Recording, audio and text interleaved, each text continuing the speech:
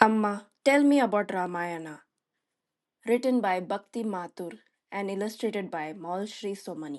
Klaka hopped onto Amma's lap, for finally it was story time. Amma had promised to tell them the story of Ramayana in rhyme.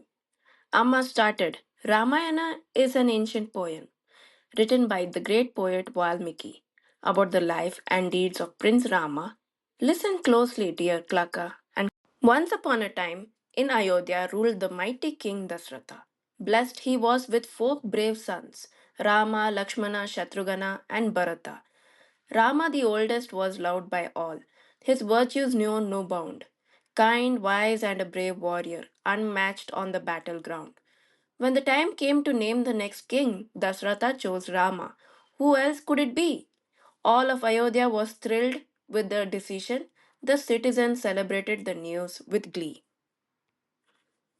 Except Kaikeyi, Rama's wicked stepmother, who wanted Bharat, her son, as king of the land.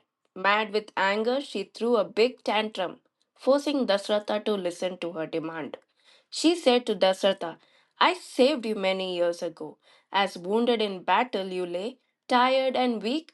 In return, you promised me two boons that would agree to whatever I seek. My son Bharat must be the new king. This is the first boon. Fulfill it. The second, banish Rama for 14 years to the forest to live as a hermit. On hearing this, Dasratha was shocked. His heart was torn in two. He was duty bound to uphold a promise, but exiling Rama he couldn't bear to do. Was calm and consoled the king.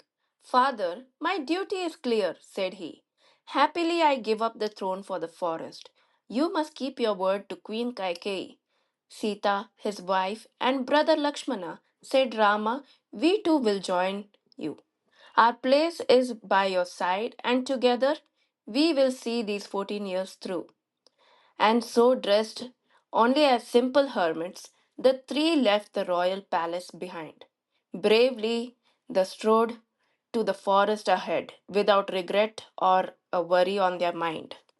All of Ayodhya bid them farewell. Tears streamed down most faces. How could the three, used to palaces, survive Dandaka forest, the darkest of places? Andaka was indeed dark and dangerous, full of wild animals and vicious demons, terrorizing people who lived nearby, causing havoc and killing innocent humans. But Rama and Lakshmana knew no fear. Bravely they took the evil creatures on. One by one they fought the demons, till they fled the forest and were all gone. He settled down to a simple life in the forest that they had made their own. They worked hard day and night, but were happy. Soon the years of their exile had nearly flown, but a terrible fate lay ahead of them. For Ravana, the demon king with 10 hands, upon hearing of Sita's grace and beauty, decided to make her his queen instead. One day, when the brothers were away, Ravana came disguised as a beggar. He pretended to ask Sita for food and tricked her out of her shelter.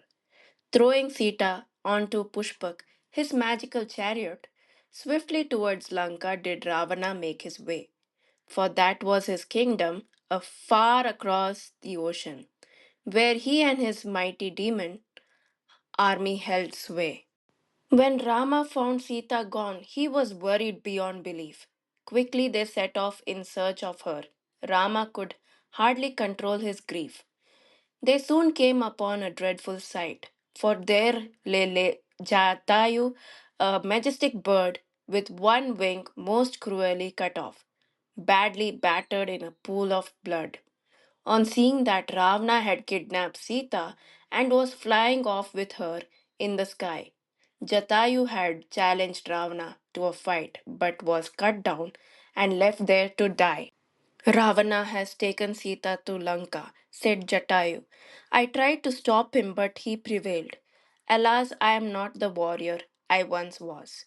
I am sorry, O Rama, that I have failed. Hush, brave Jatayu, wept Rama. I cannot Thank you too much. The bravest of birds are you, and will go down in history as such. Rama and Lakshmana set off to Lanka at once, passing through Kishkinda, the monkey kingdom. There they luckily met the mighty general Hanuman, who was renowned for his bravery and wisdom. On hearing of Ravana's evil deed, Hanuman pledged Rama his aid. An army of monkeys and bears was raised. Together they marched to Lanka unafraid. They reached the edge of the ocean, and there were across was Lanka for all to see. But was this the end of the road for them? For how were they to cross the mighty sea? They sat for days at the ocean's edge. Their effort seemed a complete loss. Finally, Rama prayed to the sea god to help them find a way across. The sea god answered their prayers. A miracle occurred as they watched them in awe. Stones and rocks started to float on water. They built a bridge to reach Lanka's shore. There, a vast army stood ready and armed, and so began a most fearsome war. People say that such a great battle had never been fought before. The monkey warriors were quick and fought with courage and skill. Rama's and Lakshmana's magical arrows did thousands of demons kill. The demons too fought with valor, and never did they seem to tire. They fell upon the monkey army and did fight fire with fire. Finally, Rama and Ravana met, and a fearsome duel did ensue. Rama's arrow cut off Ravana's head, but in its place a new one grew. 10 times did Rama cut off Ravana's head, and 10 times a new one sprang up in its stead. Rama then remembered that his navel was where Ravana's life force did flow.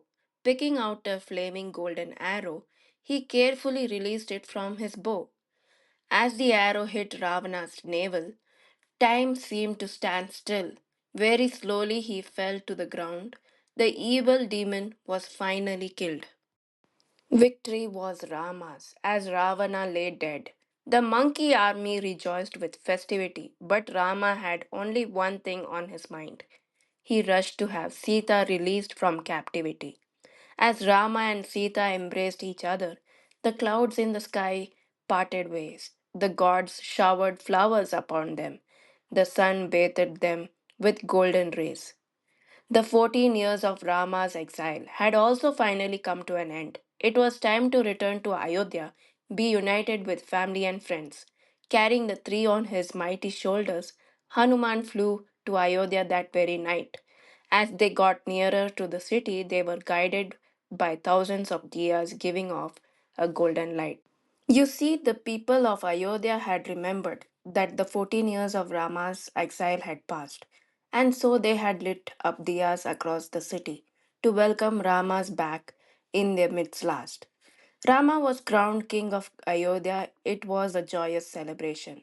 For many years, his rule did last. He reigned over a happy, just nation.